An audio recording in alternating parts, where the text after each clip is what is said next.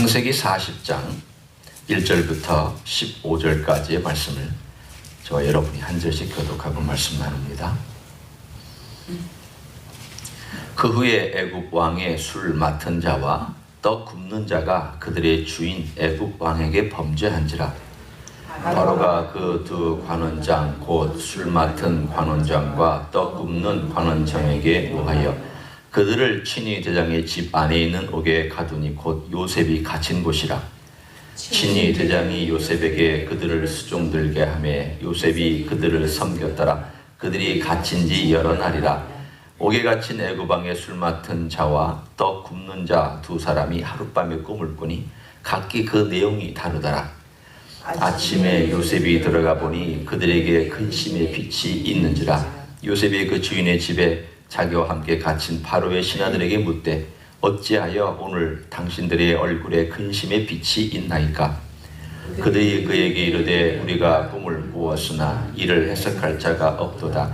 요셉이 그들에게 이르되 해석은 하나님께 있지 아니하니이까 청하건대 내게 이르소서. 술 맡은 관원장이 그의 꿈을 요셉에게 말하여 이르되 내가 꿈에 보니 내 앞에 포도나무가 있는데 그 나무에 새 가지가 있고 싹이 나서 꽃이 피고 포도송이가 익었고 내 손에 바로의 잔이 있기로 내가 포도를 따서 그 즙을 바로의 잔에 짜서 그 잔을 바로의 손에 들여놓으라. 요셉이 그에게 이르되 그 해석이 이러하니 새 가지는 사흘이라. 지금부터 사흘 안에 바로가 당신의 머리를 들고 당신의 전직을 회복시키시리니 당신이 그 전에 술 맡은 자가 되었을 때 하던 것 같이 바로의 잔을 그의 손에 드리게 되리이다. 당신이 잘 되시거든 나를 생각하고 내게 은혜를 베풀어서 내 사정을 바로에게 아뢰어 이 집에서 나를 건져 주소서. 같이 읽습니다. 나는 히브리 땅에서 끌려온 자요 여기서도 옥에 갇힐 일을 행하지 아니하였나이다. 아멘. 몇 년 동안 이 감옥에 있었는지 우리는 알지 못합니다. 그러나 그가 17세부터 종으로 팔려와서 한 몇 년, 한 20대 초반에서 중반 사이까지 노예로, 종으로 보디발의 집에서 일을 했습니다. 참 하나님은 묘하시죠. 어떤 점에서 찬물 하나 손에 안 대던 사람, 그리고 자기 형이 양치러 갔을 때 아버지는 늘 그 아들을 곁에 두고 있다가 네 형들이 양 잘 치우는지 와서 감독하고 보고해라.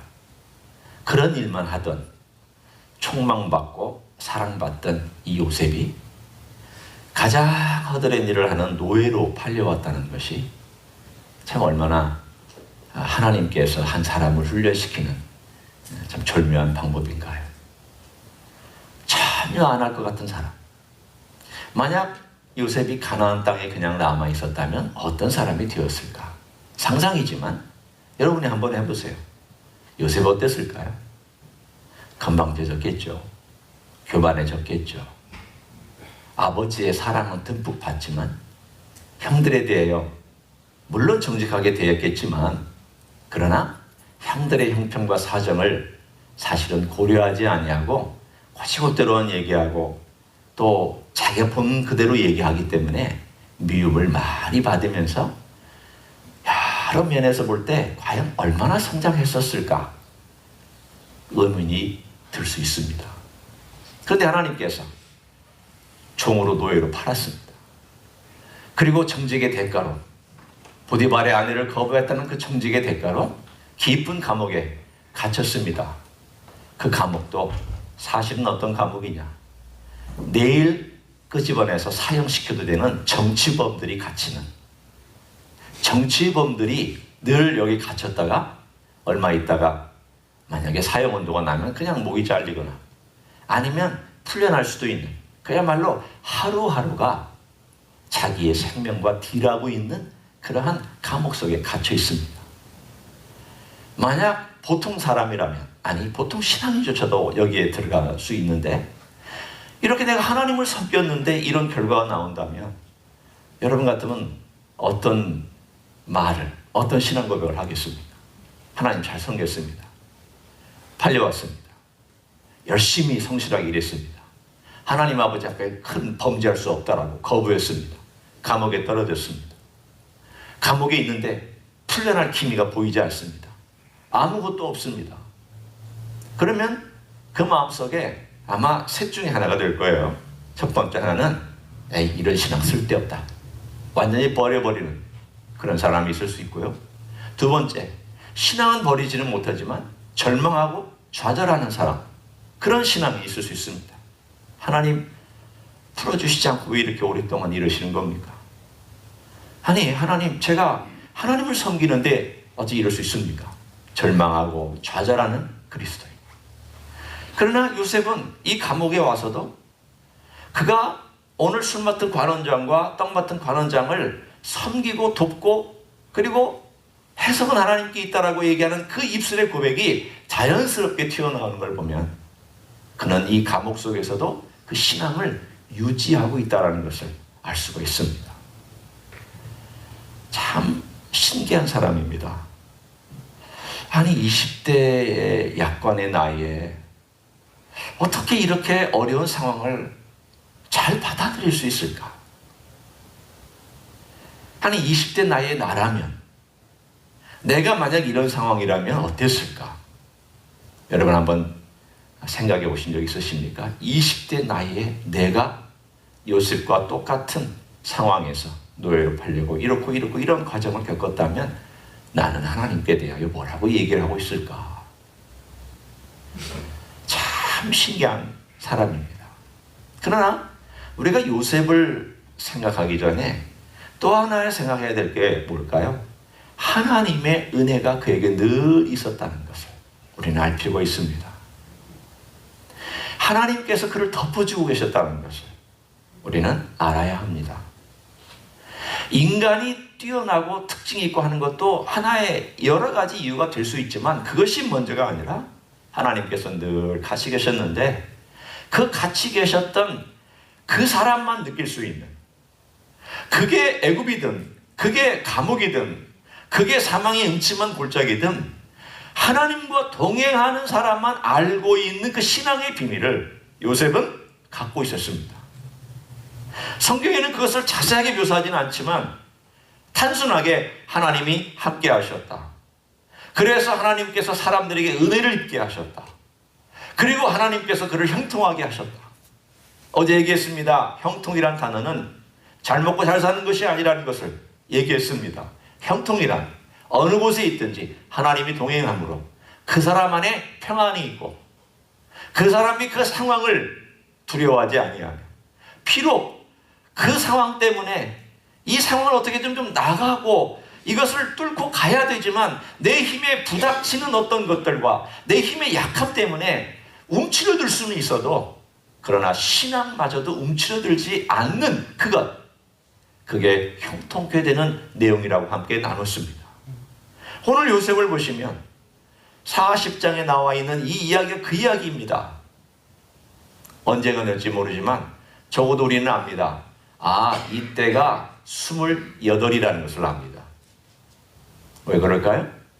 2년 더 지체되었고 30세 때 그가 감옥에 나와서 바로 총리 대신으로 맨 밑바닥에서부터 맨 수직 상승해서 바로의 바로 2인자가 되었으니까 그 나이가 30입니다. 그러니까 오늘 이 40장의 이야기는 28입니다. 우리의 자식들이나 저희들의 나이로 따지면 군대 갔다 와서 이제 막 직장 들어가서 직장 생활하는 바로 그 나이 28에 요셉은 감옥에서 썩고 있었습니다. 그런데 이 감옥의 이야기가 어떤 이야기일까요? 감옥의 이야기는 한번 생각해 보세요. 다른 어떤 일들보다 아주 단순한 일들입니다. 죄수들을 돌보는 일들을 행했습니다. 죄수이면서 죄수들을 돌보는 일을 합니다. 감옥 밖은 나가지 못합니다. 그냥 간수장을 도와서 간수장이 하는 일들에 허드렛 일을 도와주는, 그리고 간수들을 돕을 뿐만이 아니라 거기에 갇힌 사람들은 다 정부의 요직들에 있었던 사람들입니다. 다 탑클래스 사람들입니다. 다 최고의 엘리트들 거기 와서 갇혀 있습니다. 술관원장, 지금으로 말하면 비서실장입니다. 청와대 비서실장의 급입니다. 떡관원장, 그의 버금가는 지위입니다. 바로가 제일 신임하고 바로에 가장 가까운 측근에 있으며 바로에게 언제든지 어드바이스를 줄 수 있는 가장 가까운 넘버 2, 3, 4를 얘기할 수 있는 그런 사람들이 바로 감옥에다 갇혀 있습니다. 요셉이 이 사람들을 수중들면서 이 사람들과 어떤 대화를 나눴을까요? 오늘 이야기를 가만히 보면 요셉이 이 사람들하고 평상시에도 대화를 많이 했나 보다. 오늘도 어느 날 아침 두 사람이 들어왔습니다. 들어왔는데 그 두 사람을 보니까 아주 높은 술 맡은 관원장과 떡 맡은 관원장이었습니다. 여러 날 수중들면서 대화합니다. 그러다가 어느 날 두 사람이 얼굴을 보는데 그 두 사람의 얼굴에 수심이 가득합니다. 수심이 아무리 가득해도 높은 관원이 된 사람에게 비록 죄수의 신분이지만 어떻게 말을 걸 수 있습니까? 생각해 보세요. 28의 약관의 나이에 그것도 히브리 사람입니다. 애굽 사람 아닙니다. 이 사람은 정부 요직에 있었던 사람도 아닙니다. 그냥 노예로 팔려와서 가정집에 일하던 사람입니다. 갇혀있는 지금 죄수입니다. 이 사람이 말을 걸었다. 여러분 한번 생각해 보십시오. 말을 먼저 건 것은 그 사람의 권위를 의미합니다. 보통 하나님께서 먼저 말을 거십니다. 아브라함아, 아브라함아. 야곱아, 야곱아. 하나님께서 먼저 말을 거셨을 때에는 이 말을 걸었다는 것은 권위를 상징하는데 오늘 여기에서 요셉이 먼저 말을 겁니다. 이건 두 가지 있죠. 요셉의 권위가 높다라는 것을 얘기하는 것이 아니라 요셉이 얼만큼 그들의 상황과 처지를 잘 알고 그들과 함께 대화하고 그들과 함께 친분을 쌓는지에 대한 이야기를 하고 있습니다. 요셉은 감옥 안에서 애굽을 경영하는 법을 배우고 있습니다. 요셉은 감옥 안에서 애굽의 모든 이야기를 다 듣고 있습니다. 애굽에서 어떤 것들이 진행되며 어떤 정치사가 진행되며 어떤 경제가 진행되며 나라에 어떤 일들이 진행되며 어떤 일들이 진행되는지를 소상하게 들으면서 다 그 이야기를 가슴에 머리에 담아두고 있습니다. 참 하나님께서 그리고 나서 꿈을 한시에 두 사람에게 주고 그 두 사람에게 준 꿈을 요셉으로 해석하게 만듭니다. 요셉 멋지게 해석했습니다. 그리고 부탁합니다. 나를 좀 꺼내달라고. 나는 여기에 갇혀있을 죄목을 지은 자가 아니라고. 그런데도 오늘 본문의 이야기가 쭉 흘러가면서 결국은 그 꿈 해석한 대로 술 맡은 관원장은 복직이 되었고 떡 맡은 관원장은 사형당한 다음에 그 시체가 나무에 들려서 짐승들이 쪼아먹는, 새들이 쪼아먹는 그러한 비참한 신세가 되었습니다. 두 사람의 운명이 극적으로 갈렸습니다. 그런데 이 술 맡은 관원장이 빠져나간 다음에 요셉을 까마득히 잊고 2년이라는 세월이 흘렀습니다. 자, 여러분과 제가 이제 다시 요셉의 입장에 대해 봅니다. 2년의 기간, 이게 지금 얼마나 진행될지 모르지만 그 2년의 기간과 그 전에 갇혀 있었던 기간과 비교해 봤을 때 어떤 시간이 더 힘들고 참기 어려웠을까요? 제가 볼 때는 이 2년이 더 어려웠을 것입니다. 왜 어려웠을까요? 희망 고문입니다. 좀 있으면 이 사람이 얘기를 해서 내가 빠져나갈 거야. 내가 이 사람의 꿈을 잘 해석해 줬으니까 이 사람이 나를 기억하고 바로에게 내 사정을 얘기해 줄 거야. 그럼 조금만 기다리면 내가 이 감옥에서 빠져나갈 수 있을 거야. 그 2년은 희망 고문의 시간이었습니다. 정말 어려운 시간이었을 겁니다.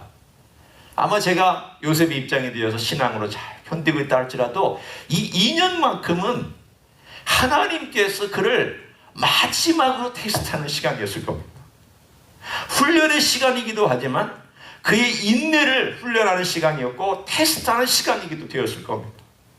얼마나 힘들었을까? 2년 동안 하루하루 소식이 올까? 무슨 바깥에 사람이 들어오면 눈길이 먼저 가면 혹시 나를 끄집어내주는 소식이 오지 않을까. 이러한 마음의 기대감을 가지고 계속 그가 바라보고 그가 바로 행하였던 그런 일들을 오늘 본문에 쭉 우리는 40장에서 읽을 수가 있습니다. 오늘 여기서 우리는 하나님께서 왜 이렇게 놔두셨을까? 왜 하나님께서는 그 2년이라는 추가적인 시간까지도 오늘 여기에 감옥 속에 그를 가두어 놓으셨을까? 오늘 이 하나님의 타이밍의 문제입니다. 만약 이 2년이란 기간이 그에게 없었다면 그는 어떻게 됐을까요? 우리는 잘 모르지만 하나님이 그 2년이라는 기간이 되어서 30살까지 딱 채우는 그 시간이 되었을 때에 드디어 하나님의 타이밍, 바로가 꿈을 꾸는 시간이 30살에 이루어지기 시작합니다. 우리는 이때까지 전혀 모릅니다. 2년이 될지 이게 3년이 될지 5년이 될지 10년이 될지. 아니 요셉이 알았다면 견뎠겠죠. 2년만 참으면 2년부터 하루씩 빼가면 되니까. 군대 간 사람이 하루씩 빼가면서 마지막 얼마 남았다는 그런 마음을 이야기를 계속하는 걸 들으면 충분히 그럴 수 있겠다. 이 2년은 요셉에게는 전혀 알려지지 않은 시간입니다. 하나님의 시간표에만 있습니다. 30살을 태울 때까지 하나님은 요셉을 훈련시켰습니다. 유명한 한 목사님이 이런 말씀을 했습니다. 인간에게 일어날 수 있는 가장 불행한 일은 그가 준비되기도 전에 성공하는 것이다. 인간의 가장 불행한 일이 준비되기도 전에 성공하는 일이다. 우리의 삶에 보면은 성공을 빨리 한 사람이 있는데 이 성공이 저주가 된 사람들 이야기를 듣습니다. 이 성공 때문에 가정이 파괴되는 이야기를 듣습니다. 이 성공 때문에 자기가 인격이 파괴되는 이야기를 듣습니다. 하나님께서 요셉을 감옥까지 내려뜨려 놓고 그 희망을 가졌을 때 꿈을 해석해 주면 금방 나올 것 같은 그 일조차도 미뤄지고 계속 미뤄지고 있는 이 이야기의 결말 부분까지 우리는 지금 이 뒤를 알고 있지만 요셉의 심정, 하나님 언제까지일까요? 하나님 언제까지 저를 이곳에 놔두시겠습니까? 이건 감옥이잖아요. 하나님 도와주세요. 얼마나 요셉이 간절했으면 나를 이곳에 꺼내달라고. 그 술 맡은 관원장에 부탁하기를 나를 좀 꺼내달라고. 그는 총리 되신 데 생각 안 했습니다. 그는 성공을 생각하지 않았습니다. 그는 위대한 꿈 꾸지 않았습니다. 그는 놀라운 비전을 가진 사람 아닙니다. 요셉이 비전을 가졌다고요? 무슨 비전을 가지고 있었을까요? 감옥에 나가는 비전을 가지고 있었죠. 꼭 그거 하나 가지고 있었어요. 우리는 요셉을 보면서 하나님을 향한 비전을 가져라, 하나님이 위대한 일을 계획하라. 아니에요. 요셉의 이야기는 그런 이야기가 아니에요. 요셉이 하나님을 위해서 무슨 비전을 갖고 나라의 총리가 되고 하나님의 나라를 건설하고 위대한 일을 이루는 그런 일을 하는 사람이 아니었어요. 요셉은 그냥 내 집에 돌아갈 수만 있다면, 내 고향에 돌아갈 수만 있다면, 내가 풀려날 수만 있다면 그게 꿈이었어요. 그런데 하나님은 이렇게 아무 꿈도 없는 것 같고 아무런 상황의 변화가 없는 것 같고 오히려 열악해지는 이런 상황에 있는 한 젊은이를 데려다가 아무 제목도 붙이지 않고 아무 설명도 하시지 않고 아무런 꿈에 나타나서 요셉아 좀만 기다려라, 내가 너와 함께한다, 이런 것도 없었습니다. 아니 야곱에게는 그런 일을 하셨잖아요. 하나님께서 야곱에는 꿈에 나타나서 이상도 보여주시고 하나님께서는 천사들이 그와 함께하는 것도 보여주셨는데 요셉에게는 그런 이야기가 이런 반구 없습니다. 여러분이 찾아보실 수 있으면 찾아보세요. 하나님께서 직접 나타나셔서 요셉에게 말씀하셨다. 하나님의 계시의 방법도 다르고 하나님의 역사하는 방법도 다르지만 요셉의 이야기가 우리의 일반 이야기입니다. 요셉이 살았던 그 일이 우리가 일반적으로 걸어가는 그리스도인의 삶하고 비슷합니다. 어떤 이야기가? 직접 하나님이 안 나타나십니다. 그런데 하나님 설명도 안 해주십니다. 감옥에 갇혀 있습니다. 어렵습니다. 빨리 탈출하고 싶습니다. 우리에게도 감옥이 있잖아요. 어떤 때는 내 건강 때문에 내가 육체 감옥에 갇혀 있죠. 어떨 때는 나의 경제적인 문제 때문에 돈이라는 감옥에 갇혀 있죠.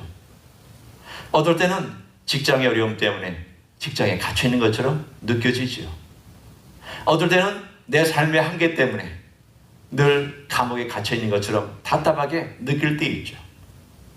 요셉의 생애를 보면 그런 답답하게 갇혀 있는 많은 가장 황금의 시간을 답답하게 갇혀 있었습니다. 그 기약도 없습니다. 언제 해결될지 모릅니다. 이 상황 가운데서 요셉이라는 한 인물이 걸어왔던 그 궤적을 우리가 추적해 봅니다. 그는 매일 하나님하고 동행하는 삶을 살았습니다. 하나님이 함께 하셔서 동행하는 삶을 살았습니다. 하나님이 꿈에 나타나지도 않습니다. 하나님이 직접 말씀해 주시지 않습니다. 하나님께서 어떤 기적을 보여주신 것도 아닌 것처럼 느껴집니다. 갑자기 뭐가 툭툭툭 터지는 그런 그 느낌도 없이 그런 상황 속에서 요셉이 걸어갔던 길은 어떤 길일까요? 하나님의 성실하심처럼 요셉은 성실하게 그 길을 걸어갔습니다. 하루하루 하나님과 동행하며 걸어갔던 삶.